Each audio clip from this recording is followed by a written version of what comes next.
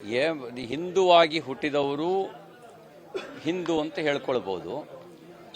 ಹಿಂದುತ್ವವಾದಿನ ಹಿಂದುತ್ವದ ಪರವಾಗಿ ಧ್ವನಿ ಎತ್ತೋದಾಗಿದ್ರೆ ದತ್ತಪೀಠಕ್ಕೆ ಅನ್ಯಾಯನೇ ಆಗ್ತಿರಲಿಲ್ಲ. ಸಿದ್ದರಾಮಯ್ಯನವ್ರ ಕಾಲದಲ್ಲಿ ನಾವು ನ್ಯಾಯ ಕೇಳಿದ್ವಿ, ದತ್ತಪೀಠಕ್ಕೆ ನ್ಯಾಯ ಕೊಡಿ.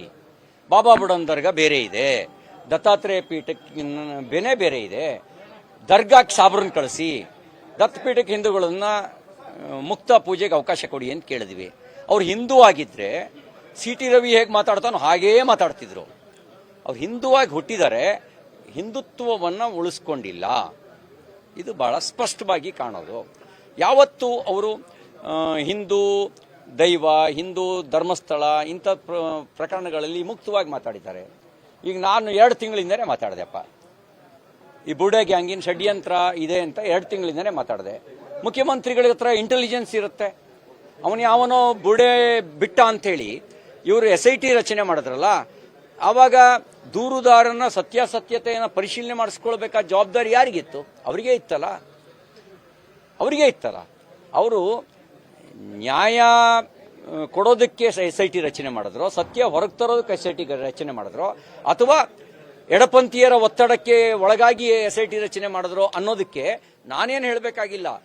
ಅವರದೇ ಸಂಪುಟದ ಸಚಿವರು, ದಕ್ಷಿಣ ಕನ್ನಡದ ಜಿಲ್ಲೆಯ ಉಸ್ತುವಾರಿ ಸಚಿವರಾಗಿರ್ತಕ್ಕಂಥ ದಿನೇಶ್ ಗುಂಡೂರಾವ್ ಅವರೇ ಬಹಳ ಸ್ಪಷ್ಟವಾಗಿ ಹೇಳ್ಬಿಟ್ರು, ಎಡಪಂಥೀಯರ ಒತ್ತಾಯಕ್ಕೆ ಮಣಿದು ನಾವು ಇಲ್ಲಿ SITಯನ್ನು ರಚನೆ ಮಾಡಿದೀವಿ ಅಂತ.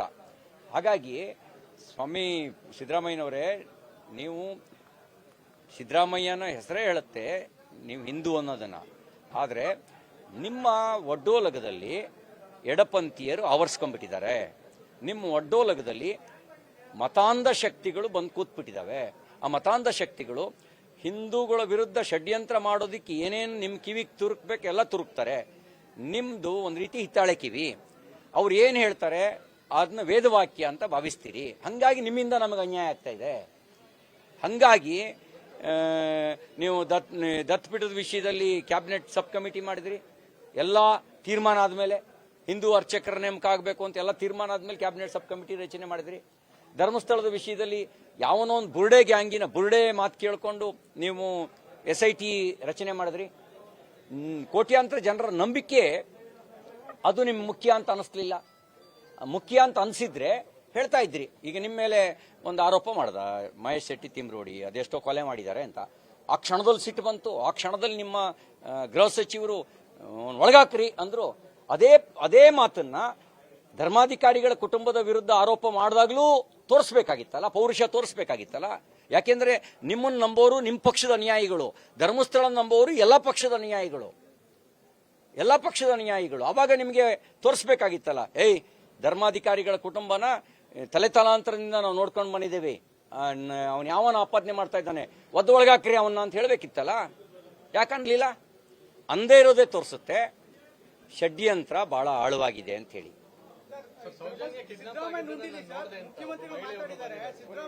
ಮುಖ್ಯಮಂತ್ರಿಗಳು ಮಾತನಾಡ್ತಾ ಇರುವಂತದ್ದು ಧರ್ಮಸ್ಥಳ ವಿಚಾರದಲ್ಲಿ ರಾಜಕಾರಣ ಮಾಡಿದವರು ಯಾರು? ಬಿಜೆಪಿ ಅವರೇ. ಅವರು ಸುಳ್ಳು ಹೇಳ್ತಾ ಇದಾರೆ, ಈ ಮೂಲಕ ರಾಜಕೀಯ ಮಾಡ್ತಾರೆ ಅಂತ ಈಗ ಸಿದ್ದರಾಮಯ್ಯ ನುಡಿಲಿ ಮಾತಾಡಿದ್ದಾರೆ ಸರ್. ಮುಖ್ಯಮಂತ್ರಿಗಳು ಬಣ್ಣ ಬದಲಾಯಿಸೋದ್ರೊಳಗೆ ಎಕ್ಸ್ಪರ್ಟು. ಅವ್ರಿಗೆ ಕೇಳಿ, ಯಾವ ಕಾರಣಕ್ಕೆ ನೀವು SITಯನ್ನು ರಚನೆ ಮಾಡಿದ್ರಿ? ಯಾವ ಕಾರಣಕ್ಕೆ ಆ ಮಾಸ್ಕ್ ಮ್ಯಾನ್ ತೋರಿಸಿದ ಕಡೆ ಎಲ್ಲ ಆಗದ್ರಿ? ಮಾಸ್ಕ್ ಮ್ಯಾನ್ನ ಪೂರ್ವಾಪರವನ್ನು ನೀವು ತನಿಖೆಗೆ ಒಳಪಡಿಸಿದ್ರ? ನಾನು 2 ತಿಂಗಳಿಂದ ಹೇಳಿದ್ದೆ, ಅವನನ್ನ ನೀವು ಮಂಪರು ಪರೀಕ್ಷೆಗೆ ಒಳಪಡಿಸಿ ಸತ್ಯಾಸತ್ಯತೆ ಪರಿಶೀಲನೆ ಮಾಡ್ಕೊಳ್ಳಿ.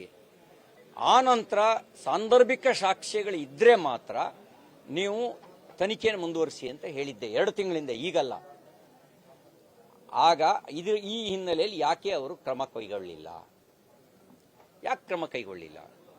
ಹಾಗಾಗಿ ರಾಜಕಾರಣ ಯಾರು ಮಾಡ್ತಿರೋದು? ರಾಜಕಾರಣ ನೀವು ಮಾಡ್ತಾ ಇರೋದು, ನಾವಲ್ಲ.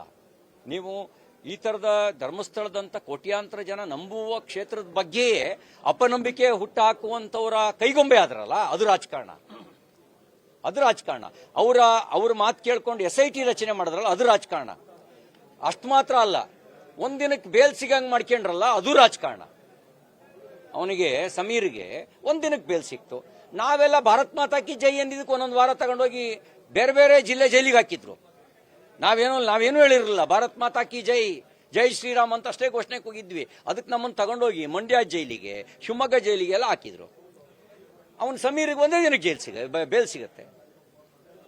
ತಿಮ್ರೋಡಿ ಬೇಲ್ ತಗೊಂಡು ಮೆರವಣಿಗೆ ಮಾಡ್ಕೊಂಡು ಬರ್ತಾನೆ. ಅಂದ್ರೆ ಇಟ್ಸ್ ಮೀನ್ಸ್ ಸರ್ಕಾರ ಎಲ್ಲೋ ಒಂದ್ ಕಡೆ ಧರ್ಮಸ್ಥಳದ ವಿರುದ್ಧ ಅಪಪ್ರಚಾರ ಮಾಡುವವರ ಪರವಾದ ಮೆದು ಧೋರಣೆ ಹೊಂದಿದೆ ಅನ್ನೋದನ್ನು ತೋರಿಸುತ್ತೆ.